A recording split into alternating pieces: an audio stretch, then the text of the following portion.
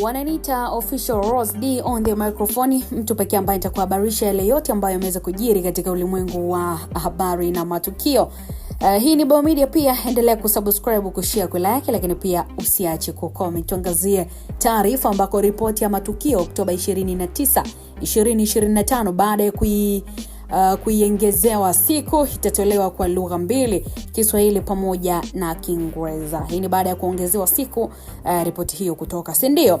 Sasa tuangazie taarifa ambayo ni mwenyekiti wa tume ya kuchunguza matukio yaliyotokea wakati na baada ya uchaguzi mkuu wa Oktoba 29, Jaji mstaafu Mohamed Chande Othman ameeleza kuwa ripoti kuu ya tume hiyo itatolewa kwa lugha mbili, Kiingereza pamoja na Kiswahili. Na tangazo hilo limekuja wakati ambako tume inaendelea na kazi yake ya mwisho ya kukamilisha uchunguzi huo kabla ya kuwasilisha ripoti kwa Rais Samia Suluhu Hassan.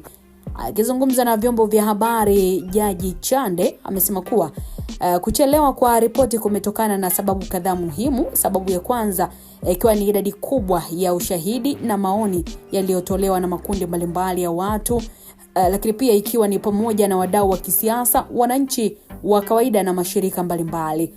Na sababu ya pili ni kuna haja ya kufanya uchambuzi wa kina wa kila ushahidi uliowasilishwa pamoja na kufanya uchunguzi wa kitaalamu ama kisayansi tunaita kuhusu baadhi ya vielelezo vilivyotolewa. Lakini pia tume inahitaji muda wa kutosha wa kuandaa tafsiri sahihi ya ripoti ili iweze kufikiwa na idadi kubwa ya Watanzania wanaozungumza Kiswahili na wale wanaotumia Kiingereza katika nyanja za kimataifa na kisheria.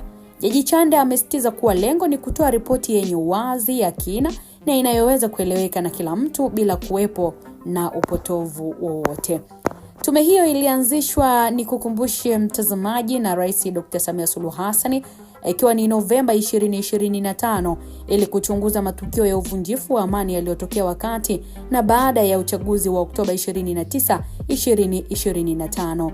Awali ilipewa muda wa siku 90, lakini kutokana na wingi wa kazi na ushahidi uliopokelewa iliongezewa muda wa siku 42 na baadaye siku nyingine 21. Sasa inatarajiwa kukamilika na ifikapo Aprili 24, 2026.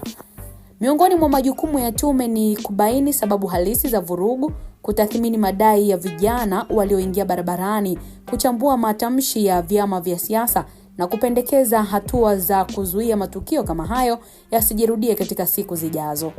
Wananchi wengi wamekuwa wakifuatilia kwa hamu ripoti hii, kwani inatarajiwa kutoa mwanga juu ya matukio yaliyosababisha maumivu na migawanyiko katika jamii. Wachambuzi wa masuala ya kisiasa wanasema kuwa uamuzi wa kutafsiri ripoti kwa lugha mbili unaonyesha nia ya serikali ya kuwahusisha Watanzania wote katika mchakato wa upatanishi na urekebishaji wa taifa. Hata hivyo, baadhi ya wadau wanaonya kuwa muda wa ziada unapaswa kutumika vizuri ili kutoa ripoti yenye ukweli na sio kutoa nafasi ya kutuliwa shaka matokeo yake. Kwa sasa tume imeendelea kukusanya na kuchambua ushahidi wa mwisho kabisa, huku ikiwataka wadau wote kuendelea kutoa ushirikiano. Raia wameitwa kudumisha amani na utulivu wakati wakisubiri ripoti hiyo muhimu ambayo inaweza kuwa na jukumu kubwa katika kuimarisha demokrasia na umoja wa kimataifa.